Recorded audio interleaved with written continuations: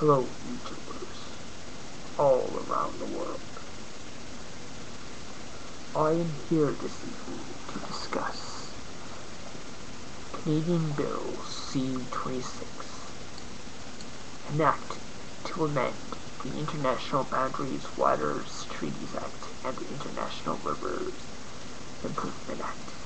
This act is 100% illegal and unconstitutional, and this act truly shows that the Canadian government is becoming a tyrannical dictatorship day by day, and this type of tyranny the Canadian government must end now and get these government officials kicked out of government, and they must be charged for the treasonous acts against the Canadian people.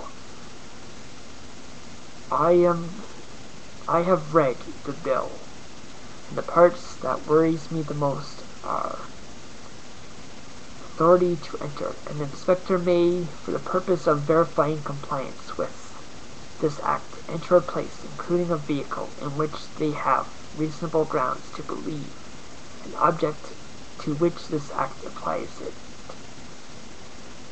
located, or an activity regulated by this act is taking place. Powers on entry. The inspector may, for that purpose, examine anything in the place, use any means of communication in the place, or cause it to be used, use any computer system in the place, or cause it to be used, to examine data contained in or available to it, prepare a document, or cause order when to be prepared based on the data, use any copying equipment in the place or cause it to be used, remove anything from the place for examination or copying, direct any person to put any machinery, vehicle, or equipment in the place into operation or to cease operating it, prohibit or limit access to all or part of the place, take samples of anything in the place, and conduct tests on or take measurements of anything in the place. Dwelling house. If the place is a dwelling house, the inspector may enter it without the occupant's consent only under the authority of a warrant issued under subsection 4. Use of force. In executing a warrant to enter a dwelling house, an inspector may use force only if the use of force has been specifically authorized in the warrant. The inspector is accompanied by a peace officer. Entry on private property. 20.5.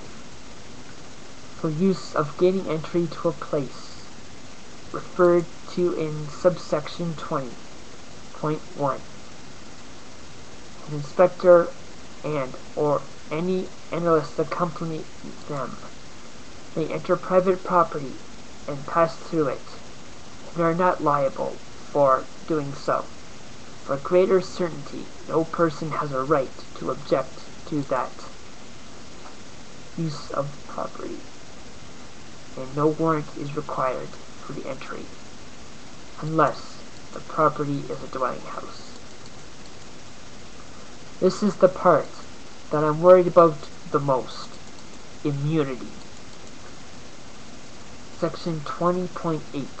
Inspector and an analyst are not personally liable for anything they do or omit to do in good faith in carrying out their functions. This is what I think that the immunity clause will actually be used for tyrannical and illegal acts, which means they can get away with anything, including rape, child physical and sexual abuse, and police brutality. As I've said before, This bill is illegal and a clear violation of the Canadian Charter Rights and Freedoms and the Canadian Bill of Rights. Anyone who supports this bill supports a dictatorship under Stephen Harper. This violation of the Canadian people's rights and freedoms must end now. If we do nothing to stop this clear violation of the rights of Canadians, it would only get worse, and we will no longer have any rights or any freedoms, because we will be enslaved under a fascist government, under the traitor of Canada, Prime Minister of Canada, Stephen Harper. You can see, read, and download a copy of this act at this link below.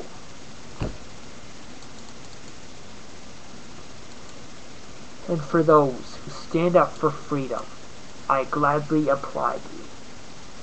But to those who support this type of illegal acts by government, shame on you. People, you do not stand up for what's right. Stand up for the freedoms of your country. You will be enslaved by your government.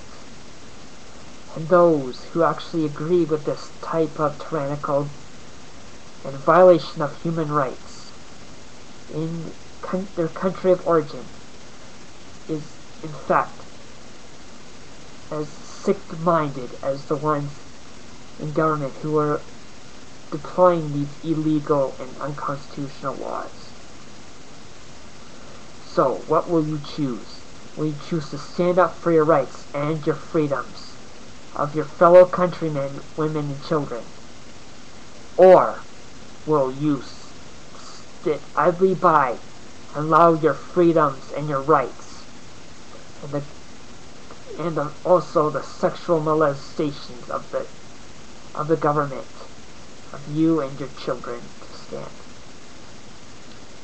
For those who actually sit idly by and then when their freedoms are taken, they ask who and why and who allowed this to happen. You can clearly look yourself right in the mirror, because it'll be you who are responsible for this type of tyranny. So, people, stand up for your rights, because if you do nothing, your rights will be taken away by your own government, and they will enslave and kill you and your family. So, what do you choose? Do you choose to stand up for freedom, or do you submit like the sheep you are and allow this type of evil to happen around you? Make your choice. Choose wisely.